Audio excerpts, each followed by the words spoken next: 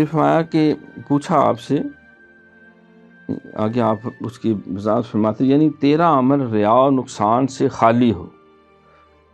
داتا حضور نے اس پہ مزید تبصرہ کیا کہ جس میں ریاکاری نہ ہو، جس میں دکھاوا نہ ہو۔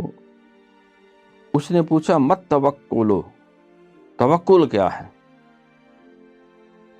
آپ نے فرمایا کہ الثقۃ باللہ، اللہ پر بھروسہ کرنا، وَإِذَا فَتَوَكَّلْ عَلَى اللَّهِ۔ یہ بھی بڑا مشکل ہے، ہم اپنی سفارش پہ، اپنی چال بازی پہ، اپنی دانش پہ، اس پہ زیادہ بھروسہ ہوتا ہے۔ ٹھیک ہے، اللہ نے حکم دیا ہے کہ محنت کرو، اونٹ کا ایک ٹانگ باندھ لو اور پھر توکل کرو۔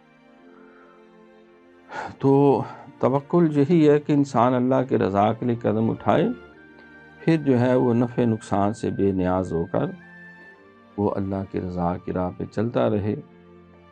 متاع بے بہا ہے درد و سوز آرزو مندی، مقام بندگی دے کر نہ لو شان خدا۔